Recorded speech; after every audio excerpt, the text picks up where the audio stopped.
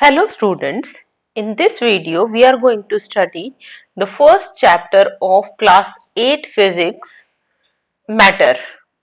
We are going to cover this chapter in two videos. In first one we will take up unit 1, which is states of matter on the basis of kinetic theory of matter, और second जो video होगा that will B change of state in the matter using kinetic theory. Change of state के बारे में हम पढ़ेंगे। So this is our first video in which we'll study about the state of matter on the basis of kinetic theory of matter। अब सबसे पहले तो इसमें हमें पढ़ना पड़ेगा कि काइनेटिक थ्योरी क्या होती है और वो कैसे स्टेट्स ऑफ मैटर को इफेक्ट करती है। So सबसे पहले let's start our discussion with matter. You have already studied in your previous classes in physics as well as in chemistry what exactly matter is. Fine. So matter क्या होता है?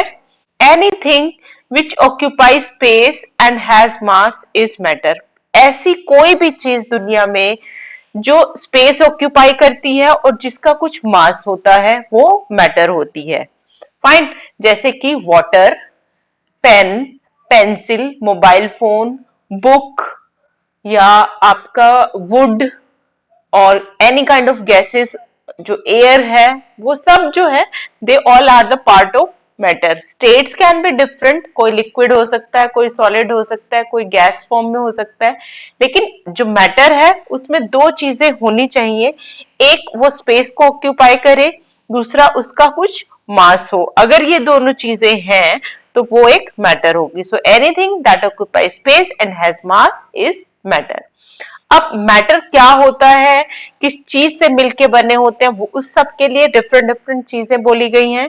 Like Greeks ने क्या बोला कि जो मैटर है वो फायर, वाटर, एयर और अर्थ से मिलकर बना होता है। सो ये चार चीजें हैं जो सब प्रकार के सभी तरह के मटेरियल्स को बनाती हैं। कौन कौन सी? Fire, water, air and earth. अब कोई भी जो मैटर है या एलिमेंट है वो सॉलिड होगा या लिक्विड होगा या गैसियस फॉर्म में होगा, वो किसके ऊपर डिपेंड करता है? वो कंपोजिशन के ऊपर डिपेंड करता है कि किसमें फायर ज्यादा है या किसमें वाटर ज्यादा है। जिसमें अर्थ पार्ट ज्यादा होगा वो सॉलिड होगा, जिसमें एयर या वाटर पार्ट ज्यादा है या फायर पार्ट ज्यादा है तो वो लिक्विड और गैसियस फॉर्म में होंगे। सो डिफरेंट डिफरेंट कॉम्बिनेशन है इन चारों चीजों के जो डिसाइड करती है that the matter will be liquid और सॉलिड और इन गैसियस स्टेट। फिर after Greeks then we have Indian philosopher also. Indian philosophers ने बोला कि पांच चीजें हैं, there are 5 things which are responsible for different kinds of matters. वो कौन कौन सी है? सबसे पहला है भूतास, भूतास मतलब आकाश। दूसरा है वायु, वायु मतलब एयर। तीसरा है तेजस, फायर। नेक्स्ट इज अप यानी कि water and last one is कृष्टि यानी कि अर्थ। यानी कि हमारे पास 5 चीजें कौन सी हो गई? आकाश, air, sky, then air, fire, water and earth. ये 5 चीजें हैं जो डिफरेंट डिफरेंट मैटर्स को बनाने के लिए रिस्पॉन्सिबल हैं, और इनका क्या कॉम्बिनेशन है वो रिस्पॉन्सिबल होगा कि वो चीज लिक्विड होगी या सॉलिड होगी या गैसियस फॉर्म में होगी। फाइन, देन सभी मैटर जो हैं, all the matters are irrespective of their physical state. Physical state matter नहीं करती है, जितने भी मैटर्स हैं वो they are composed of very small small particles. अगर ये एक मैटर है तो ये मैटर जो है ये छोटी छोटी स्मॉल स्मॉल पार्टिकल से मिलके बना है, और इन स्मॉल पार्टिकल्स को हम बोलते हैं अणु। क्या बोलते हैं? अणु और एटम। सो जितने भी मैटर्स हैं they all are made up of small small particles and these small particles are known as atoms और अणु। Fine, that was the thought given by Indian philosophers. अब इसी को ध्यान में रखते हुए जो मॉडर्न रिसर्चर्स थे उन्होंने बोला कि matter is made up of small small building blocks known as elements. So जो मैटर है वो किससे मिलके बना है? एलिमेंट से, ठीक है ना। If this is a matter, so matter जो है वो छोटे छोटे एलिमेंट्स से मिलके बना है, और आज तक 118 एलिमेंट्स को हम फाइंड आउट कर चुके हैं। Fine, 118 number of elements already being discovered by us. So what is an element? An element is defined as a substance which cannot be subdivided into two or more simpler substances by any chemical means. सबसे छोटा मतलब उससे छोटा, उसको और हम divide कर ही नहीं सकते। जो भी सबसे छोटा हमारा इसका पार्ट है उसको हम बोलते हैं element. This is the smallest part of any matter which cannot be subdivided into simpler means by any kind of chemical reaction। हम कैसी भी chemical reaction कर लें, कुछ भी कर लें, उससे छोटा कोई भी पार्ट नहीं होगा, that will element। So a matter can be made up of same kind of elements, two or more kind of elements, ठीक है ना। same kind of element से भी मिलके बना हो सकता है और two or more kind of element से भी मिलके बना हो सकता है हमारा मैटर। अब अगर वो same only one kind of element से बना है तो उसको the smallest unit of that element is known as atom. Fine, so अगर सेम काइंड, मान लिया ये सब मिलके हमारे पास एक मैटर को बना रहे हैं, तो इसका जो स्मॉलेस्ट पार्टिकल है इसको हम बोलते हैं atom. Same kind of element की बात कर रहे हैं हम। So atom is the smallest, atom is defined as the smallest unit of element. Element का जो सबसे छोटा पार्ट है उसको हम एटम बोलते हैं, एंड उसकी कोई भी इंडिपेंडेंट एग्जिस्टेंस नहीं होती है। इंडिपेंडेंट एग्जिस्टेंस मतलब जैसे O2 है, ऑक्सीजन, वो इंडिपेंडेंटली एयर में रहता है, एयर का पार्ट है पर वो इंडिपेंडेंटली मूव हो सकता है। लेकिन अब अगर हम खाली वन एलिमेंट, वन O की बात करते हैं तो this can not survive independently. Fine, so atom एक ऐसा स्मॉलेस्ट यूनिट है जो इंडिपेंडेंटली सर्वाइव नहीं कर सकता। वो कंबाइन होगा डिफरेंट एलिमेंट्स के साथ and they will form the matter. Fine, लेकिन वो सारे की सारी जो केमिकल रिएक्शंस है उनमें पार्ट, जैसे O जो है वो O के साथ कंबाइन होके O2 बना देगा। फाइन, सो ये इंडिपेंडेंट नहीं है, ये इंडिपेंडेंट नहीं है, but this is independent. Then comes molecule. Molecule is defined as the smallest unit of matter which has an independent existence and can retain complete physical and chemical properties। So molecule क्या होता है? ये एक smallest unit है जो independently रह सकती है, जैसे O2 या H2O, ठीक है ना। H2O क्या होता है? वाटर। सो वाटर की जो स्मॉलेस्ट ड्रॉपलेट होगी उसका फॉर्मूला भी यही रहेगा, H2O। स्मॉलेस्ट मॉलिक्यूल जो है वो वाटर का H2O ही रहेगा। फाइन, एंड इंडिपेंडेंटली वो एग्जिस्ट कर सकता है और वो जो भी वाटर की प्रॉपर्टीज होंगी वो उसमें भी होंगी। एक सिंगल अगर हम उसका मॉलिक्यूल लेते हैं उसके अंदर भी वो सारी प्रॉपर्टीज होंगी जो वाटर की होती हैं। Fine, so molecule is the smallest matter which has independent existence, और एटम जो है वो स्मॉलेस्ट यूनिट है विच डज नॉट हैव, मे और may not have the independent existence. उसकी हो भी सकती है, नहीं भी हो सकती है, बट मॉलिक्यूल के केस में इट्स डेफिनेट कि उसकी इंडिपेंडेंट एग्जिस्टेंस होती है।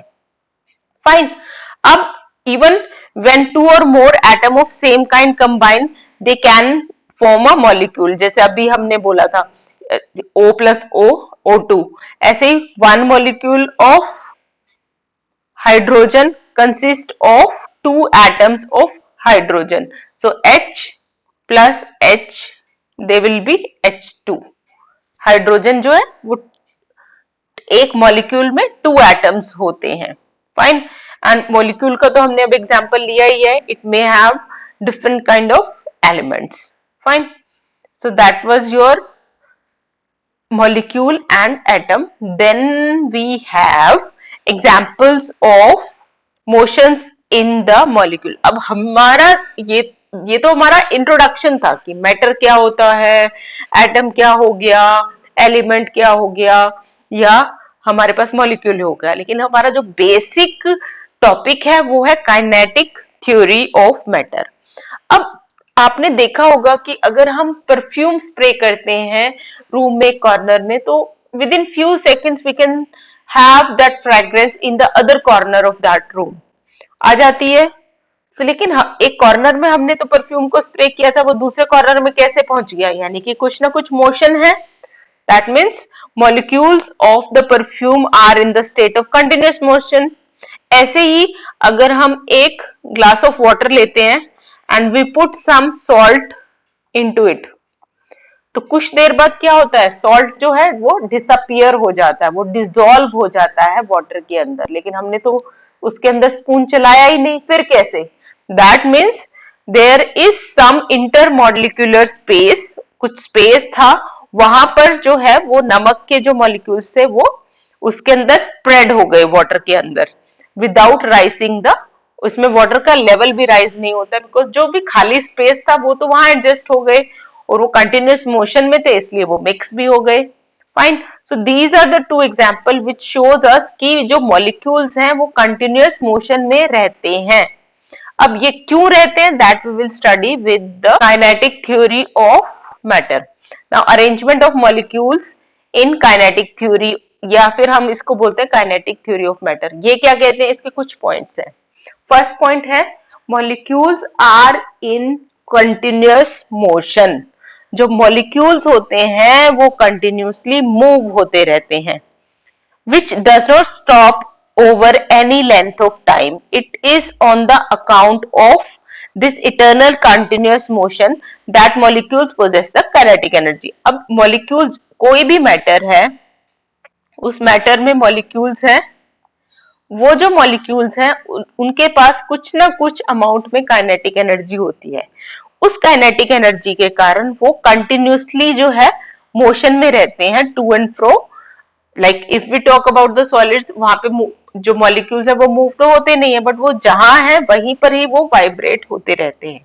सो फर्स्ट पॉइंट जो है वो काइनेटिक थ्योरी का क्या कहता है कि हर मॉलिक्यूल में कुछ ना कुछ काइनेटिक एनर्जी होती है, जिसके कारण वो मॉलिक्यूल कंटिन्यूअस मोशन में रहते हैं।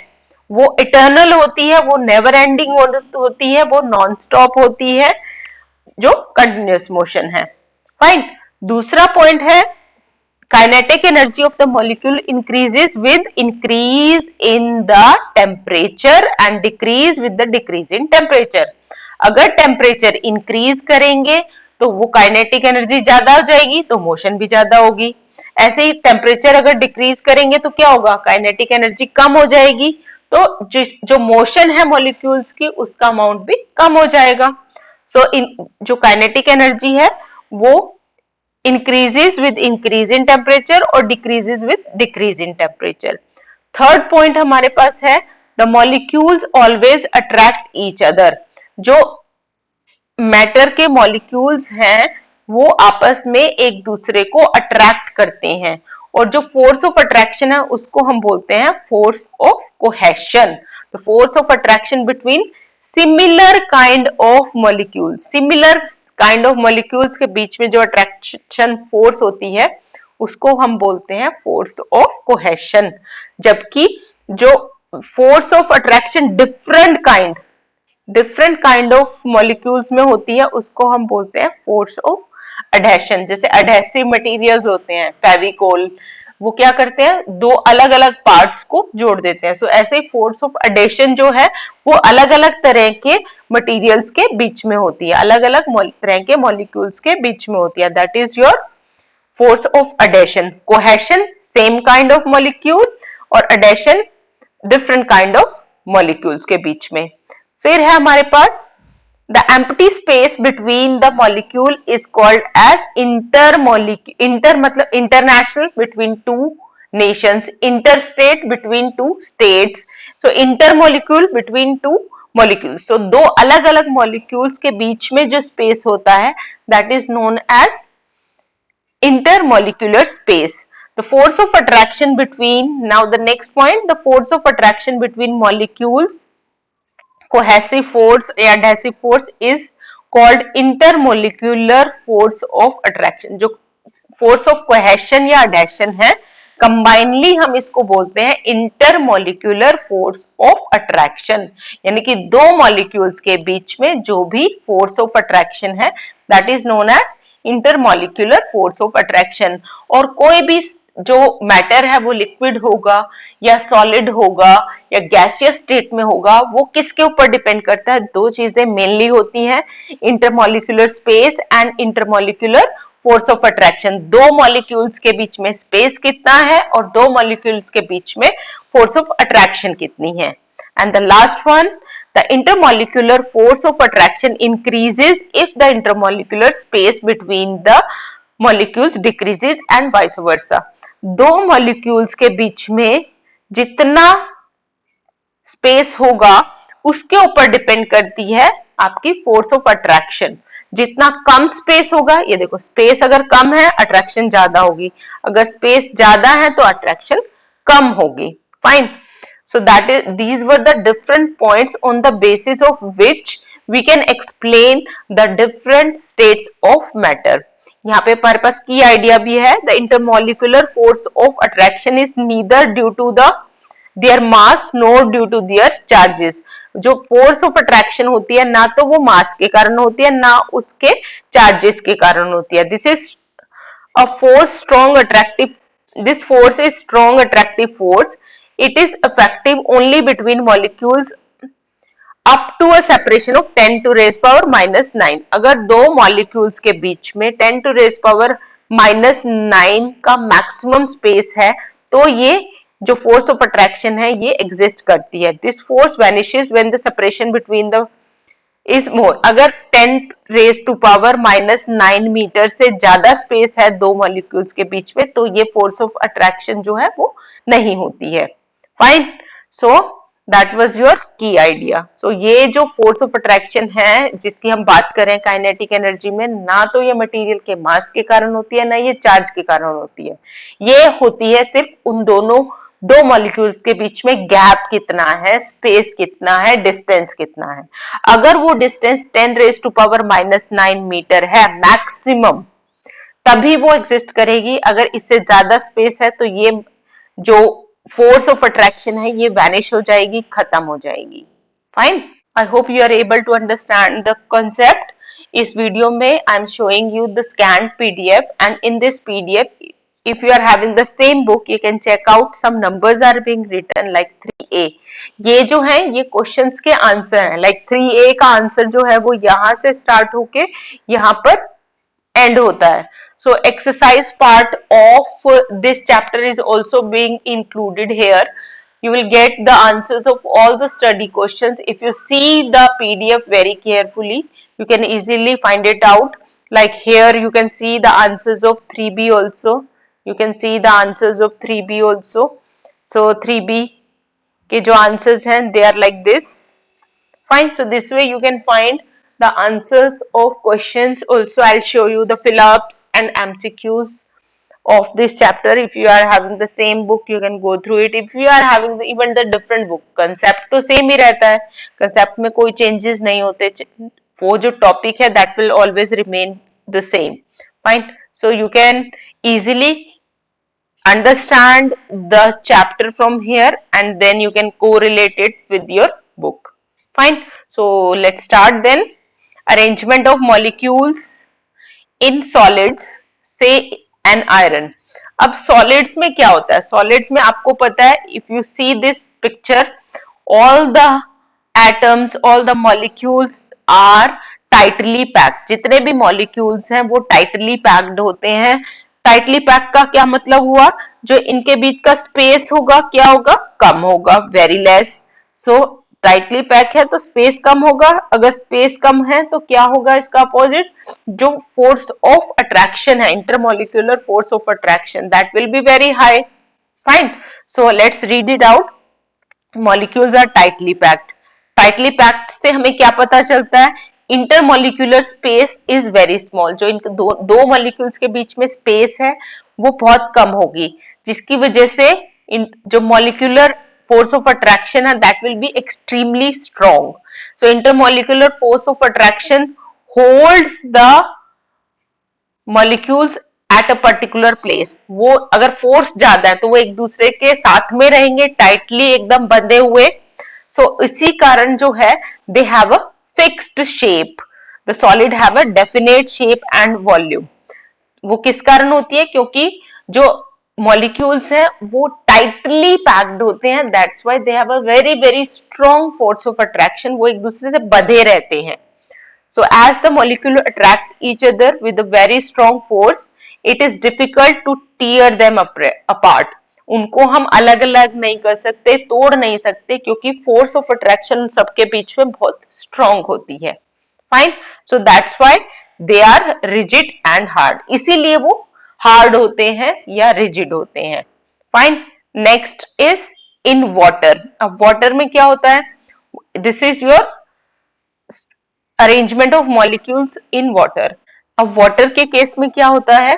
The intermolecular space is more as compare to the solid. Solid से इनके बीच में स्पेस ज्यादा होता है। स्पेस ज्यादा हुआ तो क्या होगा? इंटरमॉलिक्यूलर फोर्स ऑफ अट्रैक्शन कम होगी। Fine, intermolecular force of attraction कम होगी क्योंकि स्पेस ज्यादा है, ज्यादा स्पेस ज्यादा गैप होगा तो फोर्स कम होगी। फाइन, अब फोर्स वो कैसी है कि वो इजीली एक दूसरे की पोजीशन को रिप्लेस कर सकते हैं। लाइक ये जो है ये इसकी पोजीशन पे चला जाएगा, ये इसकी पोजीशन पे चला जाएगा, ये इस पे। एक दूसरे की पोजीशन को वो रिप्लेस कर सकते हैं। वो एक दूसरे की पोजीशन को रिप्लेस करते हैं because the force of attraction between them is less as compare to the solids. इसी कारण जो है वो क्या करते हैं? They can take the shape of the vessel. जो भी गिलास, वेसल, जार है वो उसकी शेप को ले लेते हैं क्योंकि they can replace the positions of each other. Fine, लेकिन जो नंबर ऑफ मॉलिक्यूल्स हैं वो तो फिक्स है गिलास के अंदर। इसीलिए उनका वॉल्यूम जो है वो फिक्स रहता है, but they can take the shape of the vessel because the force of attraction between them is less. फिर नेक्स्ट हमारे पास आता है गैसियस स्टेट। गैसियस के केस में जो इंटरमॉलिक्यूलर स्पेस है that is very very high. Space high है तो उन दोनों के बीच में जो फोर्स ऑफ अट्रैक्शन है वो बहुत ज्यादा कम होती है। Fine, so that's why they don't have any fixed shape. So gases have neither definite shape nor definite volume. Volume भी इनका फिक्स नहीं होता because जो molecules है वो independent है, they can go here and there. आपने अगर बलून को खुला छोड़ दिया तो कोई मॉलिक्यूल उसका कहीं चला जाएगा, कोई कहीं चला जाएगा। Fine, so that's why they don't have any fix shape और volume, but they can fill the space को वो फिल कर सकते हैं। They can fill the entire space in which they are enclosed. Fine, so that's why अगर हम कहें कि मॉलिक्यूल्स, गैसियस मॉलिक्यूल्स की कोई शेप नहीं होती है because they don't have any force of attraction between them. Intermolecular force of attraction नहीं होती है उसमें, और जो स्पेस है intermolecular space that is very very high. So with the help of kinetic theory of matter, you can easily explain the arrangement of molecules in different states of matter, whether it is a solid or a liquid or a gas. Fine. After that, we have the topic of surface tension. अब ये surface tension क्या होता है? अब surface मतलब अब if this is your glass of water, fine, इसका surface कहाँ है? ये द टॉप मोस्ट लेयर जो है वो उसका सरफेस है। अब इस सरफेस के ऊपर क्या है? टेंशन मतलब अब यहाँ पर टेंशन वो नहीं जो हमारी सोच में होती है। टेंशन मतलब इम्बैलेंस्ड फोर्सेस, जो फोर्सेस अप्लाई कर रहे हैं सरफेस के ऊपर वो बैलेंस नहीं है, that is the surface tension. The phenomena due to which the exposed or top surface of the liquid contained in a vessel behaves like a stretched membrane is called surface tension. वो क्या करता है? वो एक stretched membrane की तरह काम करता है। अब membrane क्या होता है? एक पतली सी लेयर। जैसे अगर आपने देखा हो कि like if you have water के ऊपर कोई भी insect जब बैठता है, like mosquito or any insect, if they are sitting over the water, तो क्या होता है? वो डूबते नहीं है, वो ऊपर उनका जो पैर है वो एक जैसे हमें ऐसा फील होता है जैसे एक पतली सी लेयर है जिसके ऊपर उन्होंने अपने फीट को रखा हुआ है, और वाटर की शेप वहां से कैसी हो जाती है, like it will be like this, इस तरह से वाटर की शेप हो जाती है, this is their feet. Fine. So ये जो पतली सी लेयर बनी, that is the surface tension. So ऐसा फिनोमेना जिसके कारण जो एक्सपोज्ड पार्ट है, ये एक्सपोज्ड पार्ट था, ये एक मेम्ब्रेन की तरह, स्ट्रेच्ड मेम्ब्रेन, एक पतली झिल्ली की तरह काम करता है, की तरह लगता है, उसको बोलते हैं हम surface tension. Let's see it again.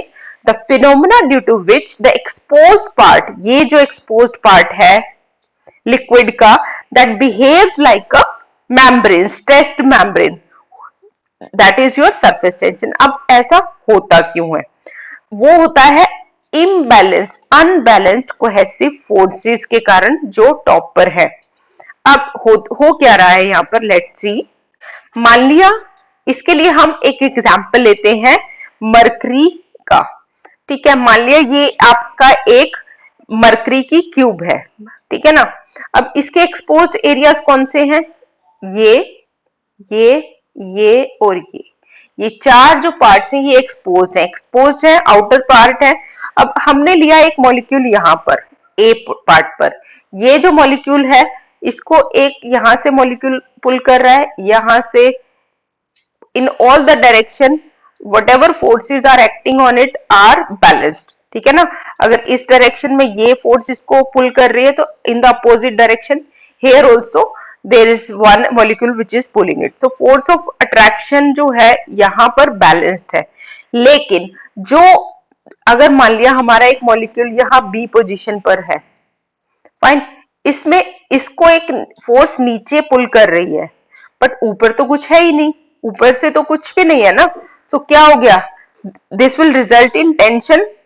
ठीक है ना, नीचे से तो इसको खींचने वाला है, अट्रैक्शन फोर्स मिल रही है, लेकिन ऊपर तो कुछ नहीं है, that will result in a tension. So क्या हो गया, इम्बैलेंसेस ऑफ फोर्सेस होगी।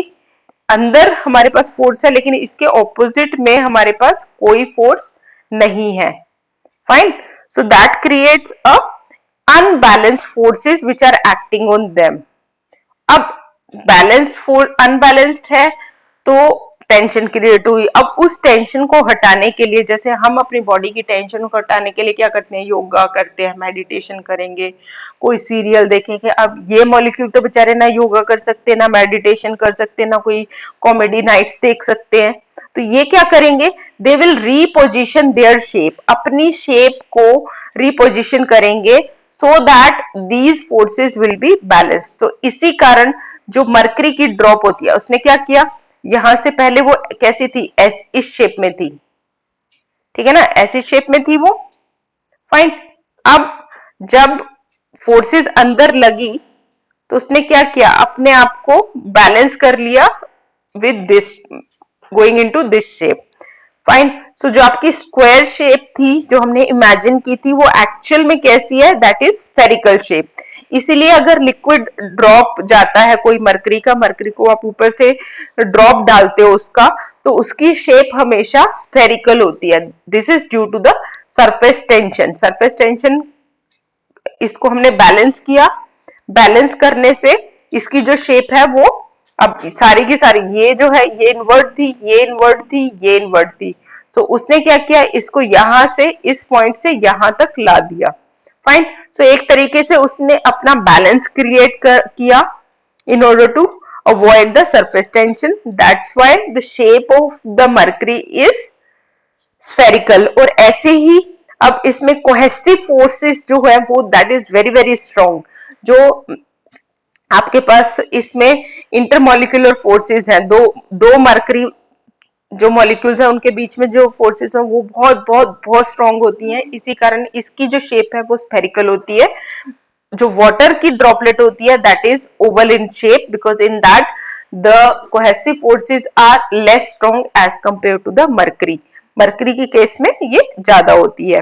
सो अगर हम वाटर ड्रॉपलेट की बात करते हैं तो उसकी शेप ओवल शेप होती है। वो शेप क्यों होती है, because the force of cohesion between the molecules of water are for less than the force of adhesion between the molecules of water and the glass. Glass और water के बीच में जो है वो अट्रैक्शन ज्यादा होती है as compare to the force of attraction between two molecule, इसीलिए वो जो है वो ओवल शेप में होती है। Then we have formation of meniscus. सबसे पहले तो ये मेनिस्कस क्या होता है। अब मेनिस्कस मतलब formation of curved, meniscus is curved surface.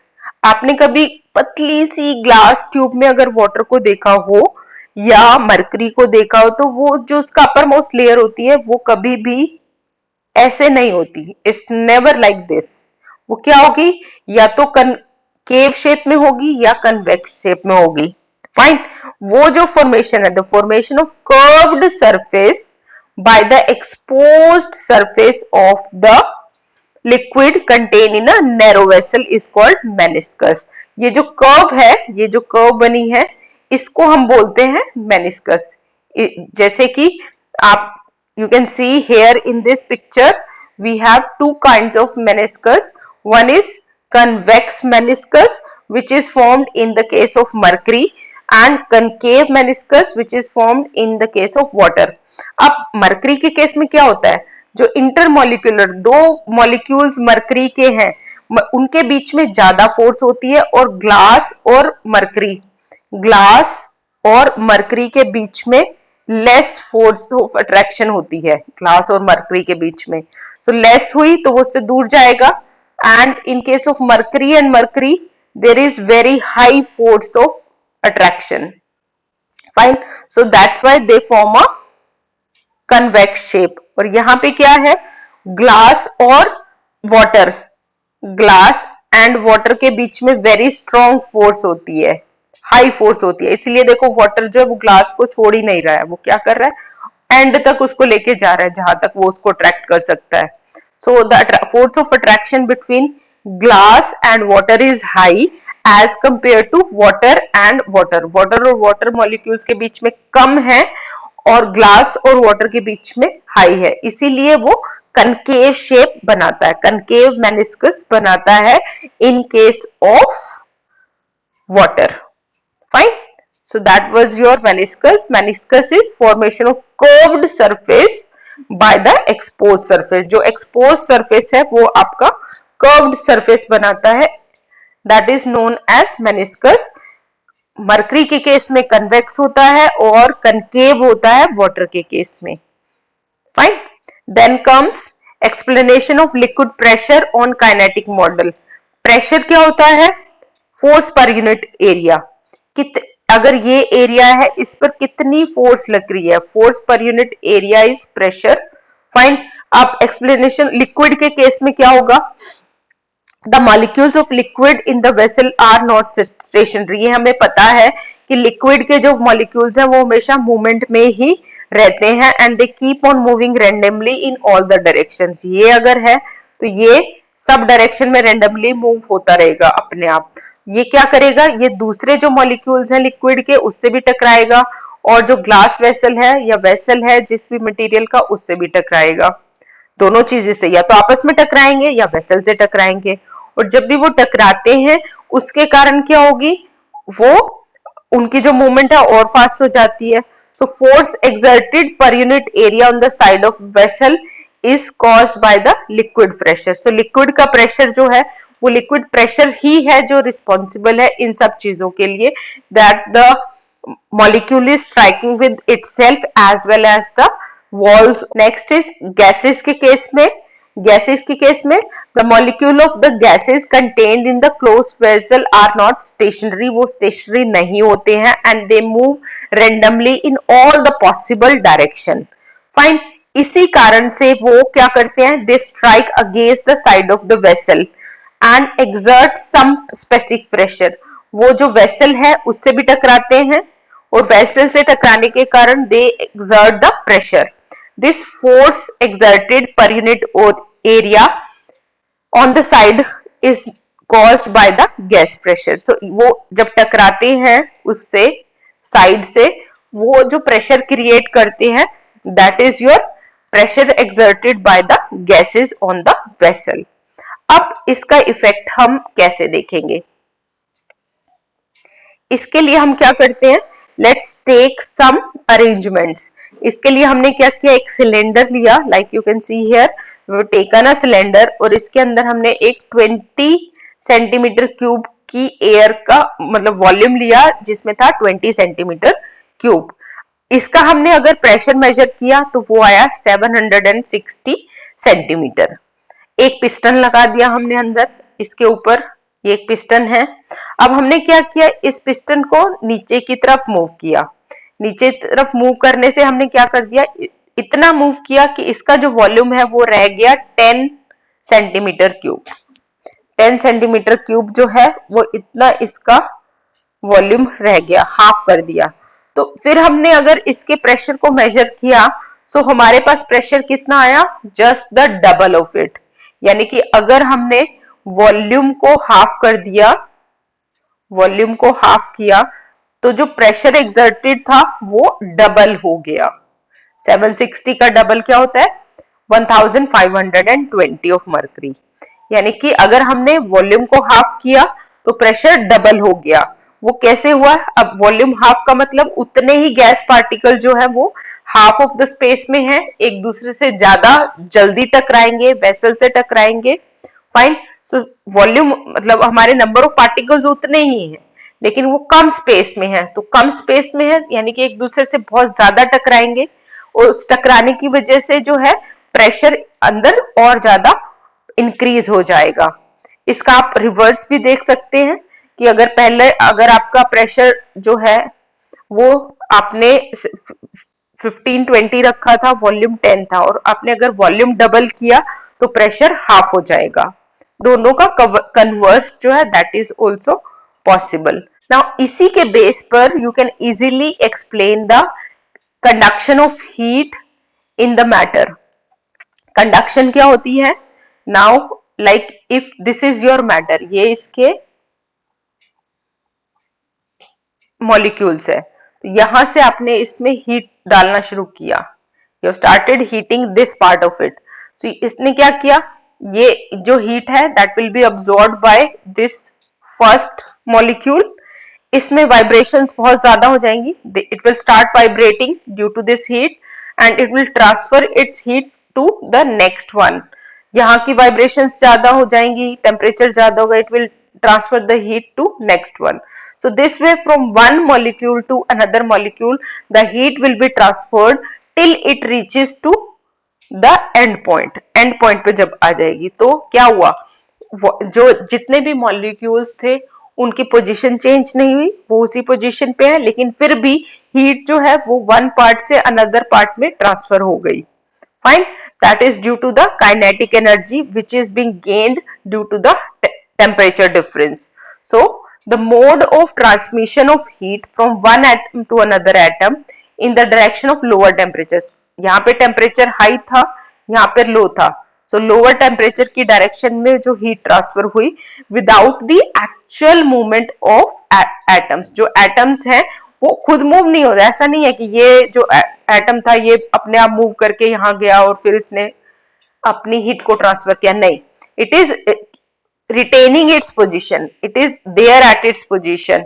लेकिन वो क्या कर रहा है, it starts vibrating, and due to that vibration the heat gets transferred to the next molecules or atom. Fine, so they vibrate about their mean position with more amplitude, ज्यादा जो उसी position पे ज्यादा एम्पलीट्यूड से वो vibrate करते हैं, and due to which the heat gets transferred. And the next one is in explanation of convection, conduction without the actual movement of atoms, and here there will be the actual movement of atoms in case of convection. Convection में क्या होता है, if this is your vessel, you are heating this vessel from here, यहाँ से ये fire इसमें आई है, तो अगर इसमें लिक्विड है, fine, what will happen, this fire will increase the temperature of this molecule. यहाँ पे इसका टेम्परेचर इंक्रीज हुआ तो ये क्या होगा, इट विल मूव अपवर्ड, यहाँ पे स्पेस एम्प्टी हो जाएगा इसका। सो एक ऐसा मॉलिक्यूल जिसका टेम्परेचर कम है, it will occupy it's space, that is your convection. So the phenomena due to which the particles of medium actually move towards the source. ये जो पार्टिकल था ये सोर्स के पास आया, सोर्स के पास आके उसने एब्जॉर्ब की हीट को, they absorb the heat and move away from it, making a space for the another medium to move towards the source of heat. So इसने क्या किया, ये सोर्स के पास आया, इसने हीट ली और ये दूर चला गया. फिर इसकी जगह खाली हुई, इसकी जगह पर कोई भी जो ठंडा या कम टेम्परेचर का मॉलिक्यूल था वो आएगा, इसको गैप को फिल करेगा. It will again absorb the heat and move up, then the third one came. So this process will keep on going.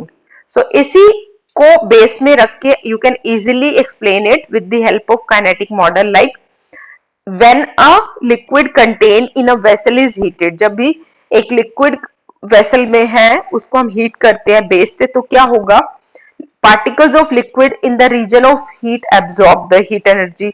जो सोर्स के पास है, हीट सोर्स के पास, वो हीट को एब्जॉर्ब करेंगे और after absorbing the particle increases their kinetic energy. उसकी kinetic energy increase होगी, काइनेटिक एनर्जी इंक्रीज होगी तो वो इधर उधर डायरेक्शन में मूव करेगा, ठीक है ना, and they will move away from the heat source. वो हीट सोर्स से दूर चला जाएगा, rise upward.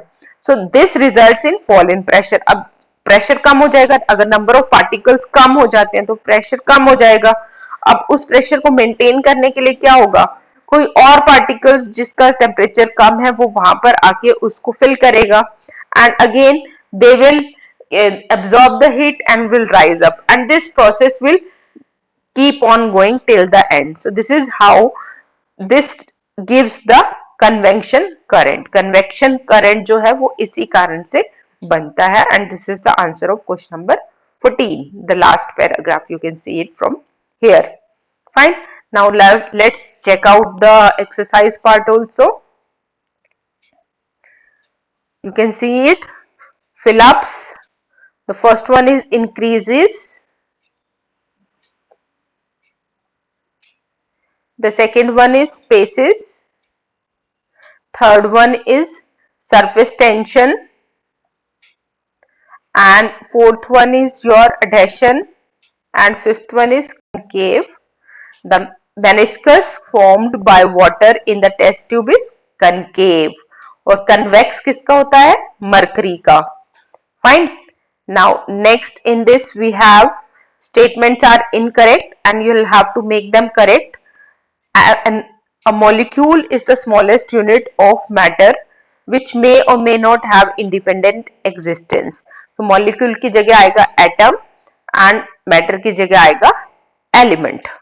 Meniscus is formed in case of confined liquids due to the force of surface tension. No, it's not surface tension, it is attraction, force of attraction. The pressure of an enclosed gas increases with increase in volume. अगर हम volume को increase करेंगे तो pressure increase हो जाएगा. यहाँ increase, ये जो इंक्रीज है, इंक्रीज की जगह आ जाएगा हमारा decrease. Decrease in volume. The molecules of a gas have a very small intermolecular space. Gas के केस में they have very, in place of small it will be large. Solid have definite mass but no definite volume. So but no को cut करेंगे and इसकी जगह आ जाएगा and. True false. First one is false. Solid get heated by conduction only. True.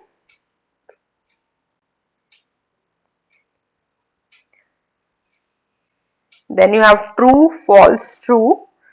The intermolecular space in case of liquids are more than solid and less than gases. Liquid के case में middle होता है, gases से ज़्यादा, gases से कम and solid से ज़्यादा. Kinetic energy of molecule of a gas increases with rise in temperature. Heat is transmitted in liquid by the process. Liquid में convection के through. The top surface of the liquid behaves like a stretch membrane because molecule below the top of the surface exert the upward forces? No. Molecules are attract more than the sides? No. Molecules below the top attract the molecules above? No. None of these. So meniscus formed by mercury is convex in shape. Then you have your maggots, you can see here, and the question answers. You can see the page number. On the same page number they are being marked. You